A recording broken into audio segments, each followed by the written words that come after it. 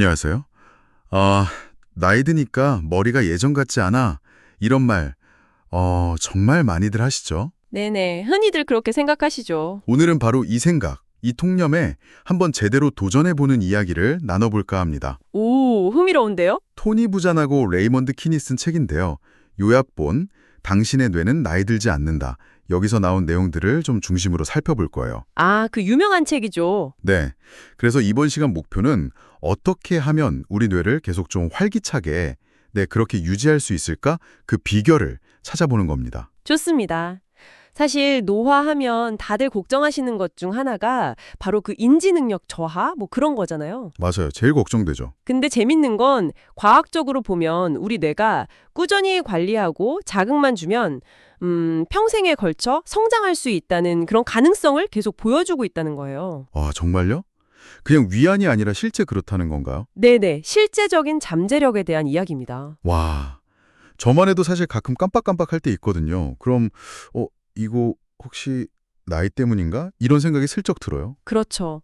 다들 그런 경험 있으실 거예요. 근데 이 책에서는 뇌를 뭐랄까, 근육에 비유하더라고요. 아, 그 비유 유명하죠. 네, 사용 안 하면 당연히 약해지는데 꾸준히 사용하고 단련하면 오히려 더 강해질 수 있다. 뭐 이런 거죠. 바로 그겁니다. 그냥 단종이 잊지 않는다. 이걸 넘어서는 개념인 거죠. 그럼요. 생각해보면 괴테 있잖아요. 네, 괴테. 80세 넘어서 그 대작 파우스트 2부를 완성했다고 하더라고요. 맞습니다. 그리고 미켈란젤로도 70대 시스티나 성당 천장화, 그리고 89세까지 성베드로 대성당 건축을 이끌었죠. 와, 정말 대단하네요. 이게 그냥 몇몇 천재들만의 이야기가 아니라는 거예요. 노년에도 얼마든지 창의력이나 지성이 폭발할 수 있다. 뭐 이런 강력한 증거죠. 듣고 보니 정말 그렇네요.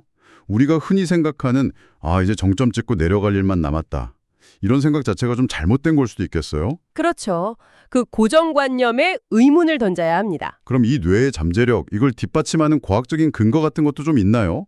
그냥 정신 차려라, 뭐 이런 건 아닐 테니까요. 물론이죠. 아주 중요한 질문인데요. 대표적으로 메리온 다이아몬드 박사 연구가 있어요. 네. 들어본 것 같아요. 이분이 연구해 보니 좀 활동적인 환경, 자극이 많은 환경에서 자란 쥐들은 늙어서도 뇌세포 손실이 거의 없었다는 걸 발견했어요. 환경이 그렇게 중요하군요. 네, 또 윌리엄 그린어프라는 분은 신체 활동, 그러니까 운동이죠. 이게 뇌의 연결성, 시냅스를 강화한다는 걸 보여줬고요. 운동도 뇌에 직접적인 영향을 주는군요. 그럼요. 그리고 워너샤입 박사의 아주 장기적인 연구가 있는데 여기서 보면 꾸준한 정신적 도전, 뭐 새로운 걸 배우거나 사회 활동을 계속하는 거 이런 게 노년기 인지 능력 유지에 결정적이라는 결과가 나왔어요. 와, 정말 사용하지 않으면 잃는다. 이 말이 뇌에도 딱 맞는 거네요. 정확합니다. 그 원칙이 그대로 적용되는 거죠. 아까 기억력 얘기도 잠깐 했는데 우리가 흔히 걱정하는 거 있잖아요. 뭐 이름 까먹고 물건 어디 뒀는지 잊어버리고 이런 건 어떻게 봐야 할까요? 네, 이것도 중요한데 단기 기억이란 장기 기억을 좀 구분해서 볼 필요가 있어요. 방금 들은 이름이나 전화번호를 잠깐 잊는 거. 이건 단기 기억의 문제일 수 있죠. 네. 근데 지금 우리가 이렇게 대화 나누고 언어를 사용해서 서로 이해하고 있잖아요. 이게 바로 수십 년간 쌓아온 아주 강력한 장기 기억의 증거거든요. 그렇군요. 제가 지금 말을 하고 있다는 것 자체가 대단한 장기 기억의 힘이군요. 바로 그거죠. 그러니까 단기적인 실수에 너무 좌절할 필요는 없다는 겁니다. 오히려 내가 가진 이 언어 능력 같은 장기 기억의 힘을 더 인식하는 게 중요해요. 네네, 알겠습니다. 자신감을 좀 가져야겠네요. 자, 그럼 이 소중한 뇌 근육을 계속 단련시키려면 구체적으로 어떤 방법들이 있을까요? 책에서 제안하는 실용적인 도구 같은 거요. 네, 책에서 아주 중요하게 다루는 게 바로 토니 부잔이 만든 마인드맵입니다. 마인드맵. 저도 써본 적 있어요. 네, 가운데 중심 이미지를 두고 가지를 쫙쫙 뻗어나가면서 핵심 단어, 색깔, 기호 같은 걸 사용하는 시각적인 사고 기법이죠. 그냥 보기 좋게 정리하는 도구인 줄 알았는데 그 이상인가요? 훨씬 그 이상이죠. 이게 단순히 예쁘게 그리는 게 아니고요. 좌뇌의 논리, 분석 능력하고 우뇌의 이미지, 공감 감각 이걸 동시에 활용하게 만들어요. 양쪽 뇌를 다 쓰는 거군요. 네, 그래서 뇌 전체를 활성화시키는 방식입니다.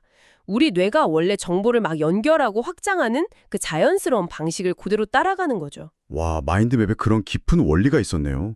그냥 정보 정리 잘 된다. 이 정도만 생각했는데. 네, 맞아요. 그래서 기억력 형상이나 창의력 발상, 문제 해결 능력 키우는데 아주 효과적입니다. 그렇군요. 마인드맵 말고 또 다른 방법도 있을까요? 또 강조하는 게 메타 긍정 사고라는 건데요. 메타 긍정사고. 그건 뭔가요? 이게 그냥 난 할 수 있어 이렇게 외치는 거랑은 좀 달라요. 뭐랄까, 노화나 자신의 능력에 대해서 가지고 있는 고정관념 있잖아요. 네, 있죠. 난 이제 머리가 굳었어. 라던가. 바로 그런 거예요. 그런 생각 자체를 의식적으로 아니야, 내 뇌는 계속 배우고 성장할 수 있어. 이런 긍정적인 방향으로 바꾸고 그걸 계속 인식하는 훈련이에요. 아, 내 생각에 대한 생각을 바꾸는 거군요. 메타인지처럼. 그렇죠. 괴테가 파우스트에서 결국 끊임없이 노력하는 인간이 구원받는다고 했잖아요. 우리 뇌도 마찬가지로 계속 도전하고 긍정적인 자극을 주면 잠재력을 발휘할 수 있다는 그런 메시지입니다. 와, 듣다 보니 정말 희망적인데요.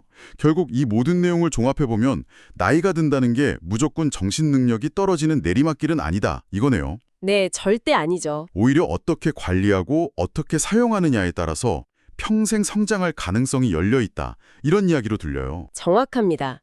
그리고 이 지식은 그냥 남의 이야기가 아니라 바로 이 방송을 듣고 계신 당신의 뇌에 대한 이야기라는 거죠. 네, 맞아요. 우리 모두의 이야기죠. 그래서 마지막으로 이런 질문을 한번 던져보고 싶어요.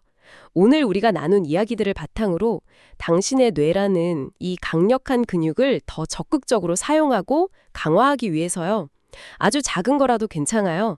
이번 주에 당장 새롭게 한번 시도해 볼 수 있는 그런 정신적 혹은 신체적 도전 한 가지는 뭐가 있을까요? 오, 좋은 질문인데요. 네. 거창할 필요 전혀 없어요.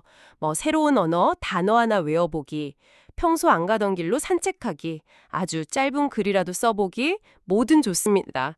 중요한 건 시작하는 그 자체니까요.